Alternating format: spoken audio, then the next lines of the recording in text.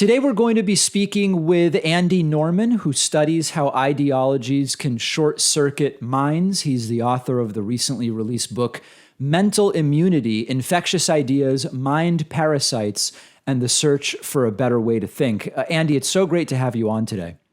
Thank you, David. It's a pleasure to be here. You know, there's all these analogies these days to infection and immunity and inoculation and vaccination. And you talk about the concept of a mental immune system and a cultural immune system. Can you tell us a little bit about those ideas? Yeah. So just as our bodies have immune systems that protect us from infectious microbes, our minds have immune systems that protect us from infectious ideas. These immune systems aren't talked about a great deal in the sciences yet, but the sciences are waking up to the fact that they exist. There's now a mountain of evidence that they do exist and had to exist because the wrong ideas could get our ancestors killed.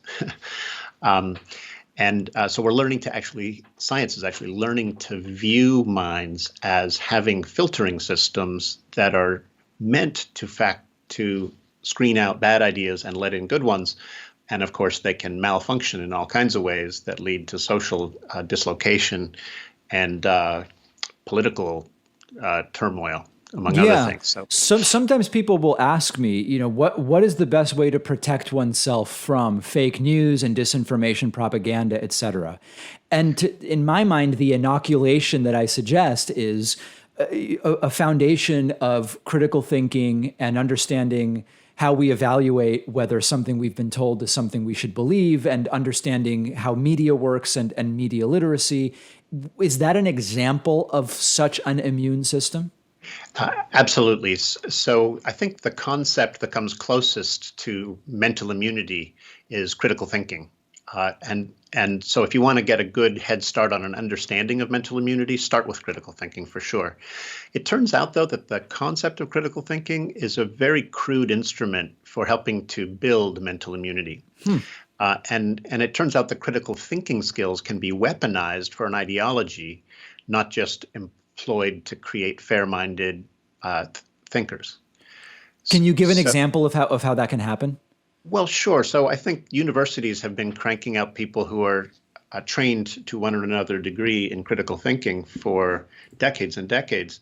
And often what happens is that a college graduate will use their ability to dissect arguments to defeat arguments they dislike, but not employ them to clarify or modify their own thinking. So is that sort of a confirmation type bias use of a tool? Exactly. So psychologists call confirmation bias the tendency to basically let in information that fits your political or ideological preconceptions, let those in uncritically, but then respond critically or cynically to information that challenges your point of view. And the problem with that is it's a recipe for closed-mindedness and tribal thinking, and we absolutely need to get past that if we hope to actually become wiser versions of ourselves. When it comes to specific rhetorical tactics, I'd be curious to see what you found about what is more effective versus what is less effective. We've talked on the program about things like using a Socratic method of questioning to get one to re-examine their own beliefs and come to the conclusion themselves that they may be mistaken. This is sort of, in a sense, I think, an idea from Dale Carnegie from the 30s or whenever he wrote How to Win Friends and Influence People.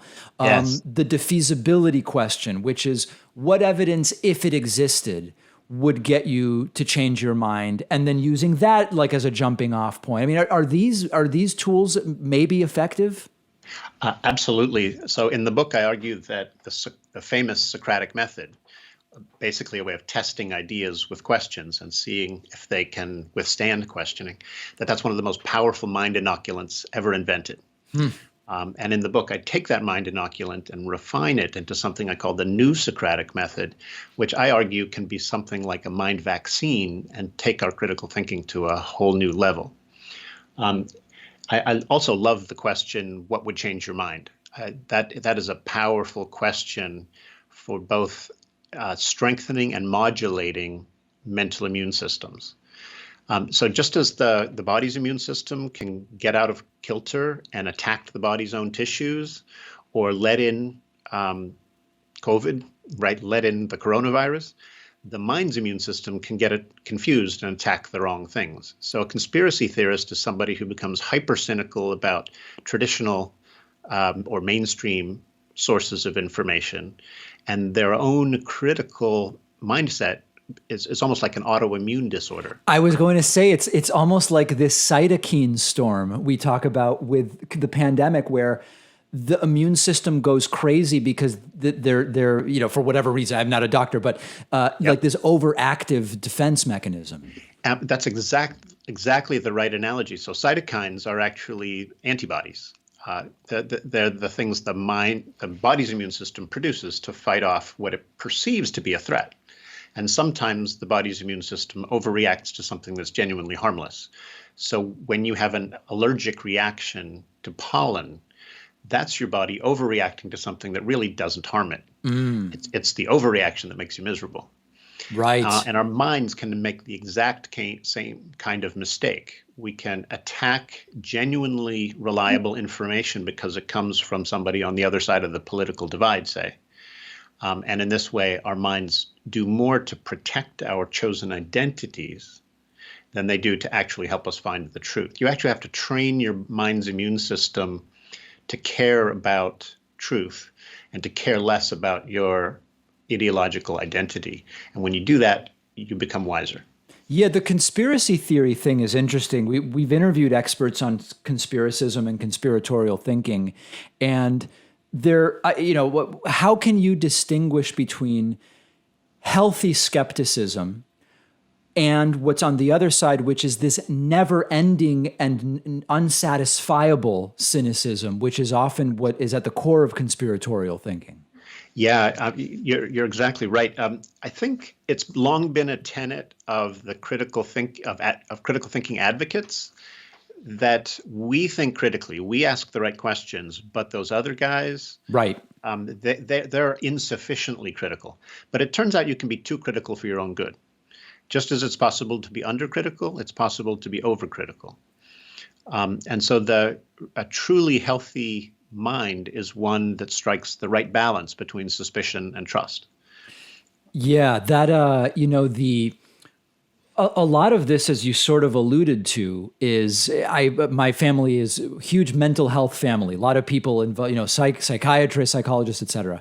And there's this really common psychotherapy question, which is, what would it mean to you if what you believe isn't true? Which is really about one's identity kind of being tied up in their beliefs. And so that's probably to some degree at the core of why we attach so much to the beliefs we come in with, and those beliefs are resistant to change. That's right. And it turns out that we're more attuned to the usefulness of ideas than we are to their truth. So if an idea feels useful to us, a lot of times we'll cling to it, even after it's been debunked. Right. But to genuinely deepen your understanding of the world and to grow morally, you actually have to learn to care as much or more about truth as you do about the usefulness of the ideas that fill your head. I should say, by the way, that genuinely wise people don't look only at what I call upstream evidence for truth. They also care about the downstream causal consequences of what we believe. Right. Both matter. I'm thinking of the idea that some hold, people who are economically disadvantaged, that it's, immigrants from Mexico that are responsible for them either not having a job or having lost a job or whatever the case may be. And that seems to fit that idea that you mentioned of there's a convenience to believing that there's a usefulness to that, because maybe it takes attention away from other economic factors that are truly responsible, or from whatever personal responsibility there may be behind one's economic circumstances, whatever the truth is. That's exactly right. So scapegoating immigrants has long been a staple of demagogues. And what it does is that it very reliably hijacks mental immune systems of the demagogues' supporters. So if you peddle fear of immigrants, a lot of times the fear will trigger cognitive autoimmune overreactions, Right. thereby duping your own followers. And by your followers, I mean a demagogue's followers. One's Duping followers, yeah. one's followers, right? So fear mongers actually are hijacking the minds of their own followers. And many of us in America right now are easily triggered by the propagandists on our side of the aisle. I know that I catch myself all the time um, overreacting to the fear mongering of some of the progressive activists that I tend to trust and respect. What about situations where maybe two people with different views enter to a conversation in good faith, really wanting to sort of like hash out what is the truth? And you get to this situation where it's sort of like my source versus your source. And we get through these initial steps where we ask the questions on what are you basing your view on? And I tell you what I'm basing my view on, and you tell me, and the sources just sort of conflict. And of course, a really deep study might show us the ways in which statistics may have been manipulated or whatever, but it sort of starts to we end up in the weeds, so to speak. Yes. What is it? What should be done in that case? How can we move forward towards truth in situations like that? Yeah. So to actually work through such disagreements in conversation requires patience, and a kind of patience that we seem to have forgotten the virtue of in these breakneck times. But in principle, right, every one of us now can fact check things by pulling a device out of our pockets and starting to Google things.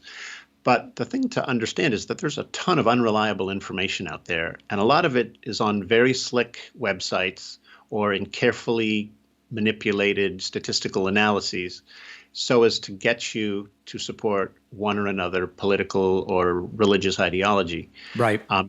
So you need to be very skeptical. You need to look closely at the sources you tend to rely on, both online and in the mainstream media, and do your fact checking. Find out which ones are really reliable, and ask yourself who benefits from peddling this kind of information, and what incentives might they have for skewing it in a way that might manipulate me.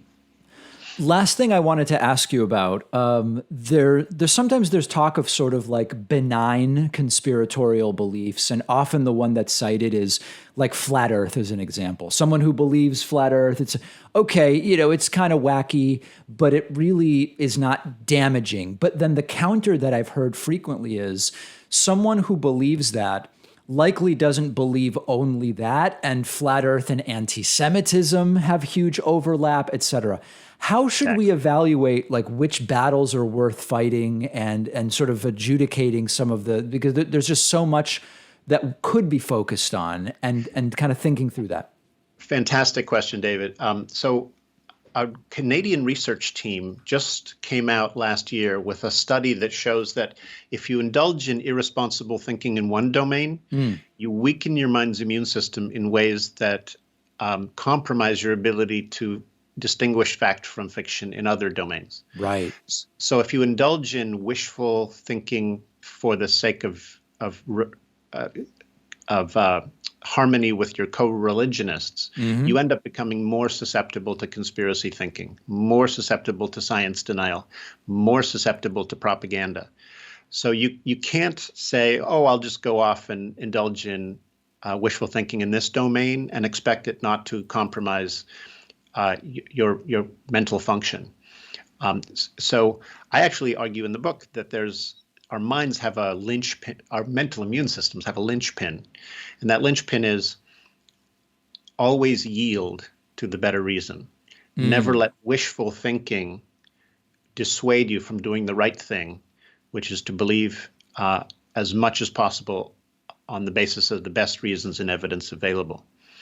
So when you begin to move away from evidence-based thinking, you start to compromise your mind's immune functioning, and don't think you can only go a little ways down this path and not slide further down that path, because the evidence shows that the slope can become very slippery. Yeah, it seems like sometimes going to a slippery slope is itself fallacious, but in this case, it seems to really be a core aspect of how that works. The book is called Mental Immunity: Infectious Ideas, Mind Parasites, and the Search for a Better Way to Think.